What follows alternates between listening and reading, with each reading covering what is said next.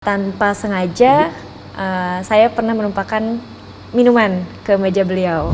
Jadi mau tidak mau kami tetap mengutamakan masalah dinas dibandingkan dengan kepentingan pribadi.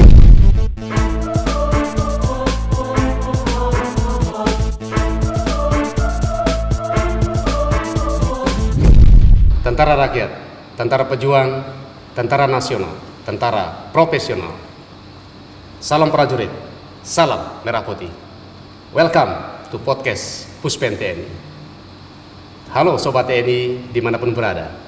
Terima kasih Anda masih menyaksikan channel kami, podcast Puspen TNI. Tidak lupa saya menyapa sobat-sobat TNI yang gagah perkasa dan penuh loyalitas, yang saat ini tentunya masih melaksanakan tugas operasi ataupun tugas non-operasi. Semoga selalu dalam lindungan Tuhan Yang Maha Kuasa.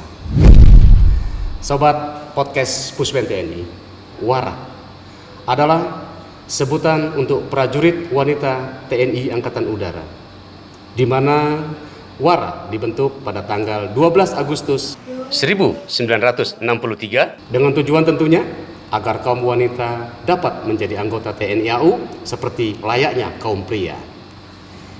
Kini sudah banyak perwira-perwira TNI AU, perwira pertama, perwira menengah, dan juga tentunya perwira tinggi yang berasal dari kalangan WARA. Bukan hanya itu, TNI AU telah banyak membentuk serikandi-serikandi pramugari.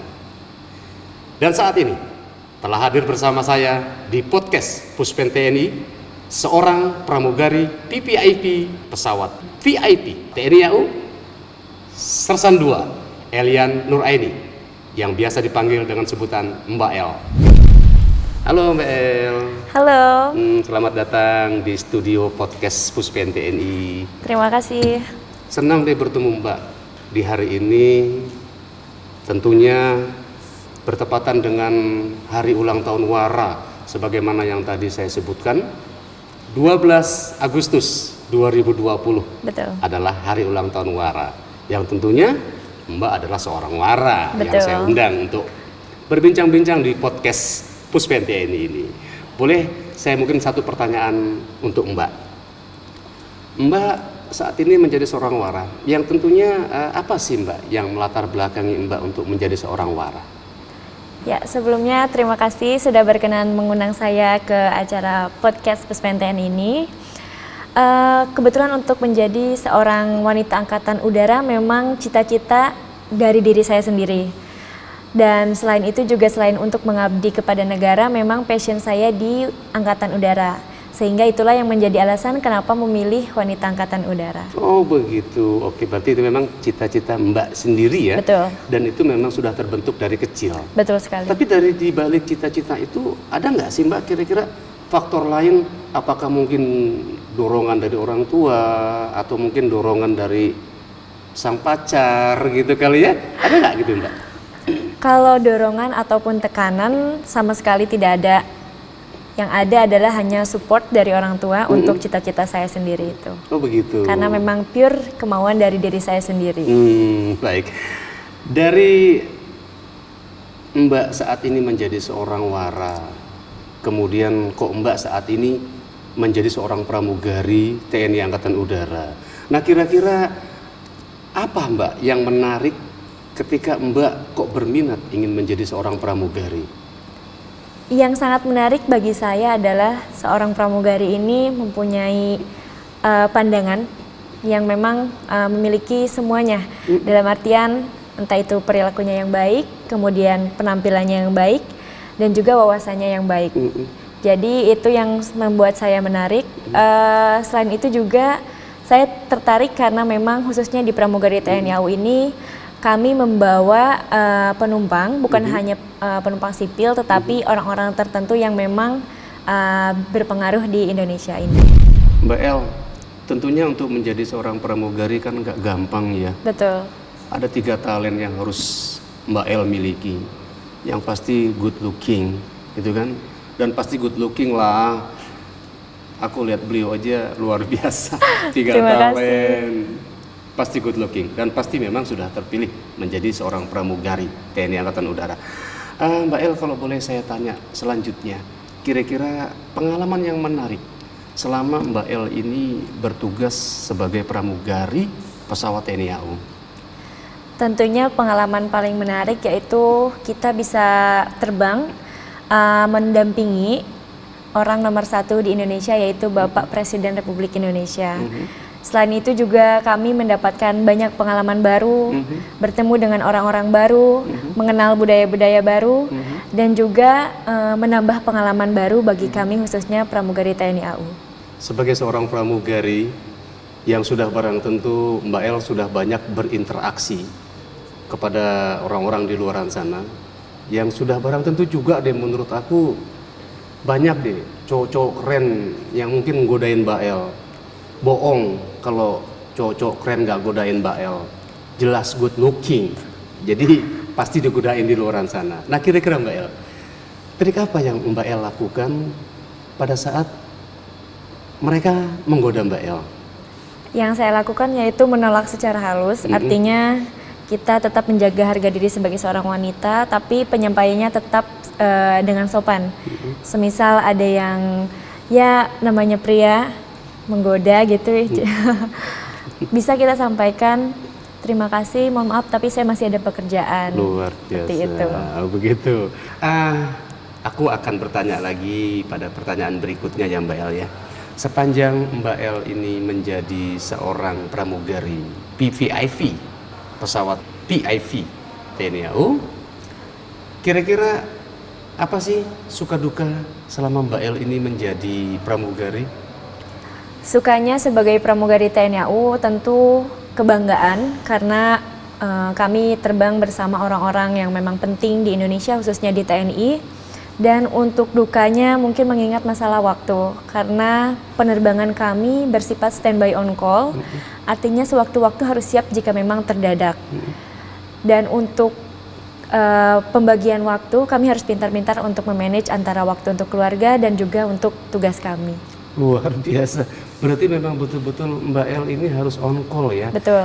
Pernah nggak Mbak El bahwa ketika Mbak El memiliki schedule untuk terbang di 19.00, tiba-tiba diubah menjadi pukul 22.00? Pernahkah itu terjadi? Terjadinya itu adalah lebih maju. Jadi sebelum jamnya. Kebetulan kalau di pramugari TNI AU memang kami 2 jam sebelum penerbangan kami sudah harus berada di pesawat. Artinya kami harus menarik ulur 2 jam dari ETD tersebut. Semisal kalau misal ETD-nya maju, berarti kami harus lebih cepat berada di pesawat. Itu pernah terjadi. Itu pernah terjadi. Betul. Oke Mbak El, aku mau tanya nih. Dalam pelaksanaan Mbak El menjadi seorang pramugari, tentunya tadi udah diceritakan suka dan dukanya. Kira-kira Mbak El pernah nggak ya merasa ketakutan yang begitu takut banget gitu? Entah ketakutan dari situasional penerbangan, entah ketakutan dari ya anggaplah menghadapi pimpinan atau menghadapi pejabat. Ketika Mbak El sedang ada dalam pesawat, ada nggak kira-kira? Tentu ada pengalaman yang mungkin dibilang menakutkan. Karena memang kami sebagai pramugari tugas utamanya adalah menjaga safety dari passengers dan selain itu juga menjaga kenyamanan dari penumpang yang kami bawa. Pada saat itu memang kondisinya sedang turbulence dan kami sedang serving minum. Tanpa sengaja saya pernah menumpahkan minuman ke meja beliau. Tumpah air minumnya? Iya, sedikit tumpah. Betul. Marah? Dari beliau tidak menunjukkan marah, tapi hanya kami langsung merasa bahwa itu akan menjadi ketidaknyamanan bagi penumpang kami, sehingga kami langsung meminta maaf kepada beliau dan memang kebetulan pramugari diajarkan, kami diberitahu bagaimana untuk menghadapi situasi seperti itu. Jadi kami sampaikan, mohon maaf Bapak atas ketidaknyamanannya, berkenan kami rapikan untuk mejanya. Langsung kami ambilkan ke galley untuk dilap mejanya, betul dibersihkan. Dari awal kita udah bincang-bincang, ya. Aku mau nanya satu hal deh, tapi pertanyaan ini sifatnya prinsip, boleh nggak ya Gik? Pribadi banget kayaknya. Pribadi banget ya, boleh, boleh. Boleh Ya, Mel. boleh. Ya? Gini Mel, kalau aku lihat dari awal, boleh dong kalau aku ngakuin kalau Mbak Eldi cantik. ya kan? Kira-kira Mbak El sepanjang ini udah punya pacar belum sih? Sudah. Sudah punya pacar? Sudah punya. Ya ampun, kasihan deh lu yang dari awal nonton dikira belum punya pacar, udah punya pacar ternyata Mbak El ini. Oke Mbak El, sepanjang ini tadi kan Mbak El sampaikan bahwa ada on schedule. Betul. Dimana ketika on schedule itu ada 2 jam pemberitahuan sebelum pelaksanaan keberangkatan penerbangan. Ya. Nah, pada saat itu pernah nggak Mbak El itu punya janjian sama cowoknya Mbak El, terus tiba-tiba Mbak El schedule dibatalkan, sudah terlanjur Mbak El janjian sama doinya Mbak El, tiba-tiba pada jam yang ditentukan itu berangkat, gimana Mbak El? Pernah, pada saat itu saya memang di set standby on call hari itu, tapi karena belum ada notifikasi untuk penerbangan, saya membuat janji dengan pasangan saya. Tapi ternyata beberapa jam kemudian ada notifikasi bahwa saya mendapatkan settingan untuk terbang pada hari itu. Jadi mau tidak mau kami tetap mengutamakan masalah dinas dibandingkan dengan kepentingan pribadi. Dan saya sampaikan bahwa saya disetting terbang pada jam sekian. Jadi ya mungkin mau nggak mau pasangan saya harus memahami. Begitu? Betul. Dan doi mengerti apa yang menjadi tugas dan tanggung jawabnya Mbak El ini?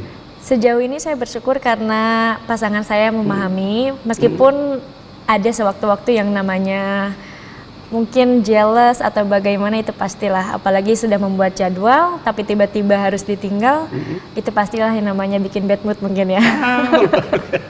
Oke. Nah, pada saat si doi bad mood ya Mbak El ya, tentu pasti dong manusia kan suka emosi. Betul. Pernah nggak sih menyampaikan emosi sama Mbak El gitu, marah-marah, weng, pernah nggak? Mungkin mengungkapkan emosinya pernah, ya namanya pasangan pastilah gitu. Iya. Tapi tetap kita mendinginkan lagi hatinya, kita sampaikan lagi saya di sini itu untuk kerja bukan untuk macam-macam gitu. Luar biasa. Gitu. Semoga Mbak El ya dari apa yang Mbak El ceritain tuh barusan, semoga cowoknya Mbak El lebih mengerti apa yang menjadi tugas Mbak El sebagai seorang pramugari VVIP pesawat VIP TNI Angkatan Udara. Hari ini 12 Agustus 2020, sebagaimana di awal tadi saya sampaikan, adalah hari ulang tahun wanita TNI Angkatan Udara. Mau dong saya mendengarkan apa sih pesan yang Mbak bisa sampaikan untuk wanita-wanita TNI Angkatan Udara dimanapun berada, atau mungkin ada pesan-pesan lain yang bisa Mbak sampaikan. Silakan Mbak. Ya, saya pribadi mengucapkan selamat hari ulang tahun yang ke-57 untuk seluruh wanita TNI Angkatan Udara yang berada di Indonesia. Tetap semangat dan juga menjadi profesional di bidangnya masing-masing. Dan untuk generasi-generasi muda lainnya yang memiliki cita-cita untuk bergabung di TNI, tetap semangat mewujudkan dan meraih cita-cita kalian dan pantang menyerah. Terima kasih Mbak El sudah bergabung di podcast Puspen TNI. Mbak El sudah menyampaikan beberapa hal, pengalaman suka dan duka, bahkan pengalaman pribadi. Yang itu semua mudah-mudahan bisa didengar oleh pemirsa podcast Puspen TNI. Sekian dari kami, sampai ketemu di podcast selanjutnya. Jangan lupa like dan subscribe yang ada di bawah ini untuk mendukung channel kami. Salam Merah Putih.